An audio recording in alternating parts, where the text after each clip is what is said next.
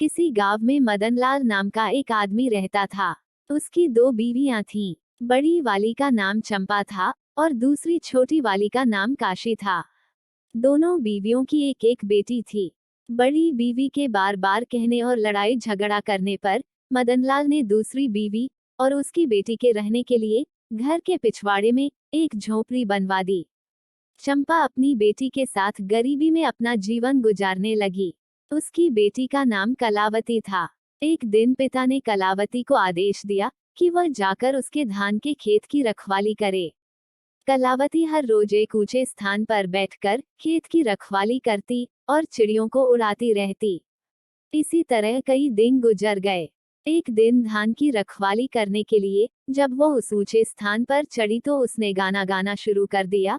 बटेरो, यहाँ से चली जाओ, मेरे धान को मत खाओ, उसके बदले मैं तुम्हें भुना हुआ चावल दूंगी। जब उसने ऐसा कहा तो जंगल में से किसी का जवाब आया, मैं तो धान खाऊंगा और चावल भी। मैं कलावती से शादी करूंगा और उसे अपने घर ले जाऊंगा। ये सुनकर हैरानी से कलावती ने इधर उधर देखा पर उसे वहां कोई नजर नहीं आया। शाम को घर लौटकर कलावती ने अपनी माँ को सारी बात बताई। अगले दिन उसकी माँ भी उसके साथ खेतों पर गई कि क्या वास्तव में ऐसा हुआ था। उसकी माँ ने कलावती को वही गाना गाने को कहा। जैसे ही उसने गाना गाया, जंगल से वही उत्तर आया। उसकी माँ को इतना आश्चर्य हुआ कि उसने कलावती को फिर से गाना गाने को कहा और फिर वैसा ही जवाब उन्हें मिला। माँ और बेटी दोनों घर लौट आई। चंपा ने इस बारे में अपने पति को बताया। तब अगले दिन चंपा, मदनलाल, कलावती और कुछ पड़ोसियों के साथ खेत पर गए। जब कलावती से गाने को कहा गया तो उसने वैसा ही किया। फिर से वही जवाब आया। जवाब कौन दे रहा है, ये जानने के लिए वे सब जंगल में गए, पर वहां उन्हें कोई दिखाई नहीं दिया। उसके बाद कलावती के पिता मदनलाल ने जंगल की तरफ देखते हुए कहा, अगर तुम सच में कलावती से शादी करना चाहते हो तो हमारे सामने आओ। मैं वादा करता हूँ कि उसके साथ तुम्हारी शादी कर दूंगा। ये सुनकर एक विशालकाय अजगर बाहर निकला। लोग उसे देख डरकर भागने लगे, पर कलावती के पिता ने उन्हें समझाया कि डरे नहीं, यहीं रुके रहें, तो वे सब वापस आ गए। मदनलाल ने अजगर को अपने घर आने का निमंत्रण दिया। चंपा और उसकी बेटी दोनों जोर जोर से रोने लगीं। चंपा ने अपने पति मदनलाल से विनती की कि वह कलावती की शादी अजगर से न करे, पर दूसरी पत्नी काशी की सलाह पर मदनलाल ने अजगर से कलावती की शादी कर दी और अपनी पत्नी, बेटी और दामाद के रहने के लिए एक नए घर की व्यवस्था भी कर दी। काशी यह सोचकर बहुत खुश हुई कि अब रात को अजगर कलावती को निगल लेगा। अजगर को कलावती के साथ एक ही कमरे में रखा गया।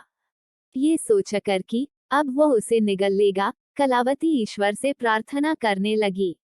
अगली सुबह कलावती की मां घबराई हुई। जब कलावती के कमरे में गई तो देखा कि उसकी बेटी तो सोने के आभूषणों से सजी हुई है, पर अजगर उसे कहीं दिखाई नहीं दिया। जब मां ने कलावती को जगाया तो स्वयं को सोने के आभूषणों से सजी देख उसकी खुशी का ठिकाना न रहा। अब तक तो अजगर कलावती को निगल गया होगा, ये सोचकर जब मदनलाल अपनी दूसरी पत्नी काशी के साथ वहां आया तो कलावती को सोने के आभूषणों से चमचमाते देख हैरान रह गया। ये देखकर लालची काशी को बहुत ईर्ष्या हुई और काशी अपने पति से जिद करने लगी कि वो उसकी बेटी के लिए भी अजगर को लेकर आए। तब मदनलाल बहुत सारे आदमियों को लेकर घने जंगल में अजगर को ढूंढने निकल गया। उन्हें एक अजगर मिला तो वो उसे घर ले आया। काशी ने भी अपनी बेटी की शादी उससे कर दी। कलावती की तरह काशी ने अपनी बेटी को भी अजगर के साथ सोने के लिए भेज दिया गया। काशी पूरी रात यह सोचकर खुश होती रही कि अब उसकी बेटी भी सोने के आभूषणों से लद जाएगी। सोने के बजाय वो पूरी रात उनके कमरे के बाहर ही बैठी रही। लेकिन अजगर ने तो पैरों की तरफ से उसकी बेटी को निगलना शुरू कर दिया। बेटी ने कमरे के अंदर से अपनी माँ से कहा, माँ, मेरे पाँव में गुदगुदी हो रही है। माँ ने बाहर से जवाब दिया, मेरी बच्ची, मेरा दामाद तुम्हें पाजेबों से सजा रहा है। धीरे धीरे अजगर उसकी कमर तक पहुंच गया। तब बेटी बोली, माँ, मेरी कमर में गुदगुदी हो रही है। माँ बोली, मेरी बच्ची, मेरा दामाद तुम्हें कमरबंद पहना रहा है। उसके बाद अजगर उसकी छाती तक पहुंच गया तो बेटी बोली, माँ, मेरी छाती में गुदगुदी हो रही है। माँ ने जवाब दिया, मेरी बच्ची, मेरा दामाद तुम्हें शॉल पहना रहा है। जब अजगर उसकी गर्दन तक पहुंचा तो वह बोली, माँ, मेरी गर्दन में गुदगुदी हो रही है। माँ बोली, मेरी बच्ची, मेरा दामाद तुम्हें मोतियों की लड़ियों से सजा रहा है। जब अजगर उसके सिर तक पहुंचा तो बेटी की आवाज आनी बंद हो गई। आभूषण पाकर मेरी बेटी खुश हो गई है और सो गई है। ये सोचकर काशी भी खुशी खुशी सोने चली गई। सुबह काशी दौड़ी दौड़ी अपनी बेटी के पास आई, पर उसे वह कहीं दिखाई नहीं दी। अजगर बड़े आराम से वहां लेटा आराम कर रहा था। काशी की बेटी को निगलने के बाद उसका पेट फूला हुआ था। ये देख उसे एहसास हुआ कि क्या हुआ है और वह दहाड़े मारकर रोने लगी। उसके रोने की आवाज सुन पति मदनलाल दौड़ा दौड़ा आया और पूछा कि क्या हुआ। जब उसे सच का पता चला तो वह सिर पकड़कर वहीं जमीन पर बैठ गया। चंपा और कलावती भी रो रही थीं। सारे गांव वालों ने पति पत्नी का बहुत मजाक उड़ाया और उनके लालच पर उन्हें धिक्कारा। सब लोगों ने मिलकर काशी की बेटी के शव को अजगर के पेट से बाहर निकाला और उसका दाह संस्कार कर दिया। उसके बाद तो काशी और उसके पति मदनलाल को चंपा और कलावती से इतनी नफरत हो गई कि वे दोनों उनसे पीछा छुड़ाने के तरीके सोचने लगे। एक दिन वे दोनों अपने हथियारों के साथ चंपा और कलावती को जबरन घसीटते हुए जंगल में ले गए। उन्हें बेहोश करके दोनों को मारने ही वाले थे कि तभी एक अजगर वहां आया और उसने उन दोनों दुष्टों को निगल लिया। अजगर ने बेहोश माँ बेटी को उठाया और जंगल में ले गया। अगले दिन जब चंपा और कलावती उठी तो रोने लगी। एक अनजान जगह पर उन्हें डर लग रहा था। तब अजगर उन्हें दिलासा देते हुए बोला, तुम दोनों को चिंता करने की जरूरत नहीं है, मैं तुम्हें यहाँ लाया हूँ। फिर उसने रात की घटना उन्हें बताई। सच जानकर दोनों ने कृतज्ञता प्रकट की। उसके बाद से तीनों खुशी से जंगल में ही रहने लगे। कुछ दिनों बाद चंपा अचानक बीमार पड़ गई और उसकी मृत्यु हो गई।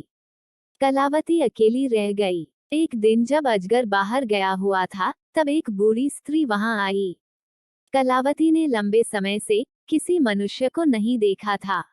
उसने बहुत सम्मान के साथ उस स्त्री का स्वागत सत्कार किया। तब उस स्त्री ने उसकी सेवा से खुश होकर बताया, जो अजगर तुम्हारा पति है वह असल में एक देवता है।